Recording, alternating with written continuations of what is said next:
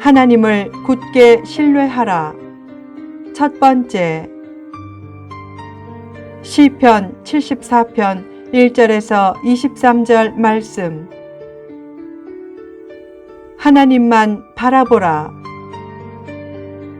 한 알코올 중독자에게 두 아들이 있었다. 나중에 한 아들은 알코올 중독자가 되었다.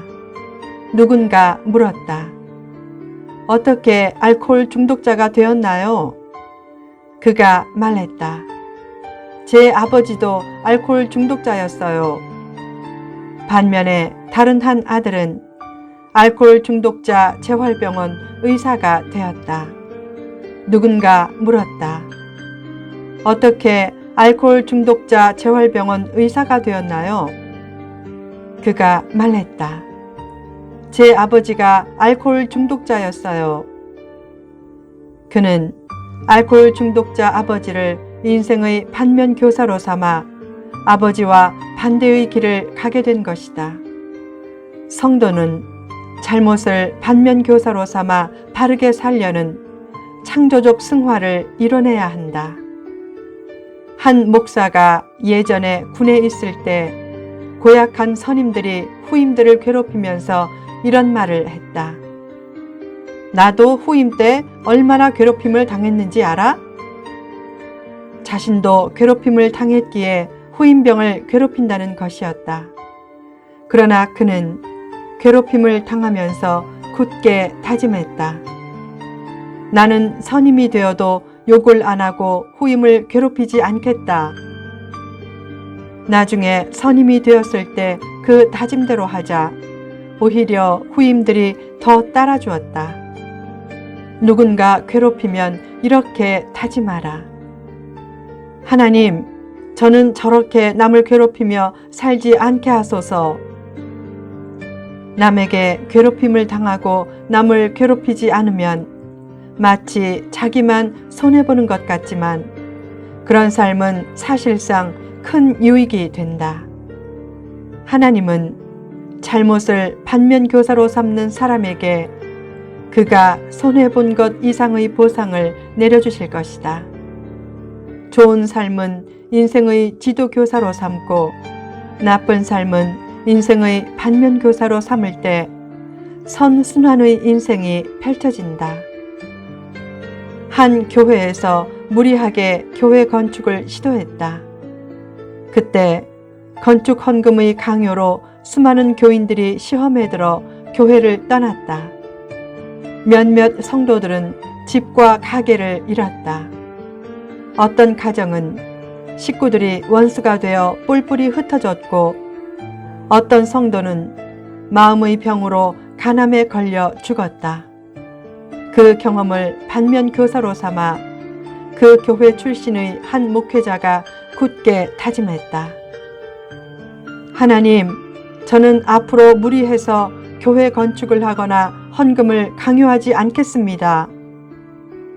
그런 다짐대로 목회하자 재정적인 필요가 기적적으로 채워졌고 변화와 도약이 필요하면 하나님이 신비하게 변화와 도약의 길을 열어주셨다.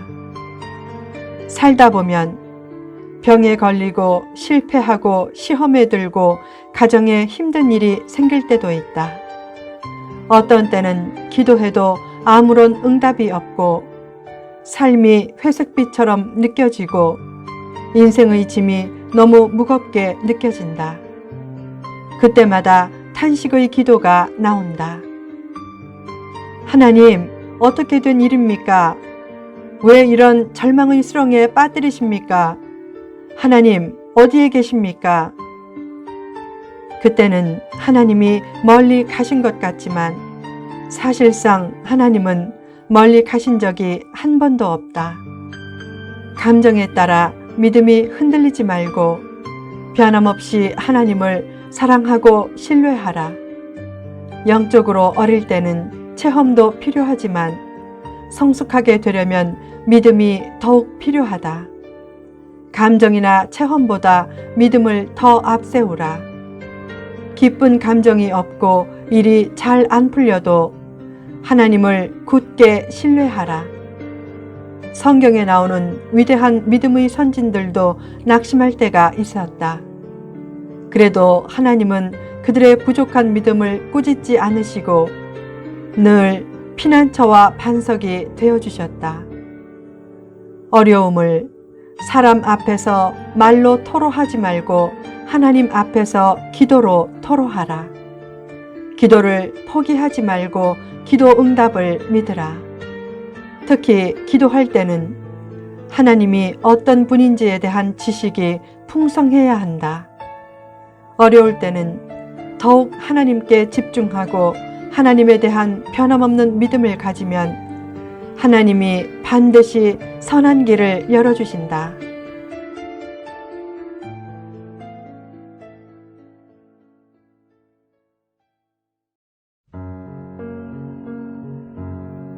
성도가 신뢰해야 할 것.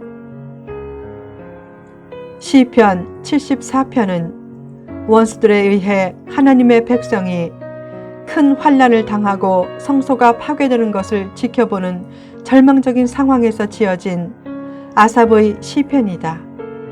살다 보면 그런 절망적인 상황에 처할 때가 종종 있다.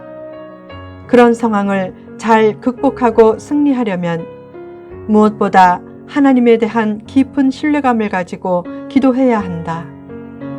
하나님의 무엇을 신뢰해야 하는가? 1. 하나님의 은혜. 이스라엘이 대적으로 인해 큰 환난을 당하자 아삽은 하나님, 왜 우리를 영원히 버리십니까? 왜 주님의 양떼들을 향해 진노하십니까? 라고 반문했다. 아삽의 질문에는 원망하는 뉘앙스보다는 불쌍한 양떼들에게 은혜를 베풀어 달라는 뉘앙스가 강한 것을 느낄 수 있다. 그 질문에 이어서 아삽은 출애굽의 은혜를 통해 하나님의 백성으로 삼으신 것을 기억해 주시고 하나님의 임재의 은혜가 있었던 시온산을 생각해서 환난에서 벗어나게 해 달라고 했다. 큰 환난을 만나면 아삽처럼 하나님의 은혜를 구하며 기도하라. 왜 이런 상황이 생기는지 알 수 없지만 그래도 하나님을 신뢰합니다. 저를 구원해 주신 하나님께서 이 상황도 벗어나게 하실 줄 믿습니다. 저를 기억해 주시고 불쌍히 여겨주소서. 사람도 겸손하게 요구해야 그 요구를 들어주고 싶다. 하나님도 때를 써서 무엇을 달라고 기도할 때보다 자신을 불쌍히 여기고 기억해 달라고 할 때 더 은혜를 내려주실 것이다. 배 두 척이 강에서 좌초되었다. 한 배의 주인은 많은 말을 끌고 와서 좌초된 배를 힘으로 끌어냈다. 그러다가 배가 산산조각이 났다. 반면에 다른 배의 주인은 조수가 밀려올 때까지 묵묵히 기다렸다. 마침내 조수가 밀려오므로 쉽게 좌초 상황을 벗어날 수 있었다. 좌초된 성품을 사람의 힘으로 개선하려고 하다가 인생 자체가 파산할 수 있다. 그때 무엇보다 필요한 것은 하나님의 은혜의 조수다. 인물이 되려면 선천적인 재능과 더불어 노력과 실력도 필요하다. 그러나 무엇보다 절실하게 필요한 것은 하나님의 은혜다. 하나님의 은혜가 있을 때 부작용이 없는 참된 승리가 주어진다. 세상에서 제일 좋은 날은 생일도 아니고 원하는 것을 성취한 날도 아니고 로또에 맞은 날도 아니다.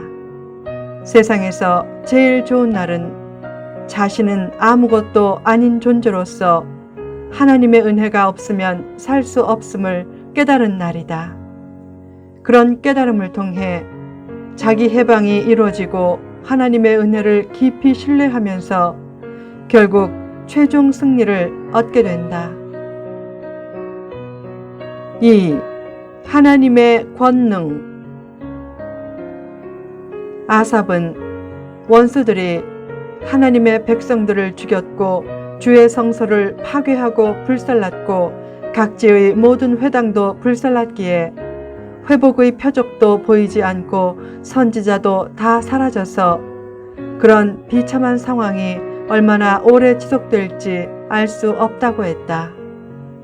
그런 절망적인 환경에서도 아삽은 절망하지 않고 대적의 멸망을 위해 기도하면서 주의 품에서 손을 빼내소서라고 했다. 그 표현은 하나님의 권능에 아무도 대적할 수 없다는 사실이 내포된 표현이다. 하나님이 힘이 없어서 원수들의 악행을 그냥 보고 계시는 것이 아니다. 하나님은 원수들을 일시적으로 하나님의 백성을 징계하거나 성속시키는 도구로 삼은 것이지 힘이 없어 그들의 악행을 그냥 지켜보시는 것이 아니다. 때가 되면 권능의 손길로 원수들을 멸하심으로 심은 대로 거두게 하시고 행한 대로 갚아주실 것이다. 하나님의 권능을 신뢰하고 하나님의 때를 기다리라. 가치 있는 일은 대개 기다림을 통해 이루어진다. 기다리지 못하고 너무 성급하게 행하면 나중에 더 후회할 일이 생긴다. 현재의 모습이 부족해 보여도 너무 실망하지 말라. 현재의 모습은 늘 부족할 때가 많다. 부족한 현재 상황에서도 미래의 승리를 생각하며 스스로를 위축시키지 말라. 왜 현재는 조금 괴로워도 괜찮다고 여길 수 있는가? 약속된 미래가 있음을 알기 때문이고 심은 대로 거두게 하시는 하나님의 권능의 손길을 신뢰하기 때문이다. 후편에 계속됩니다.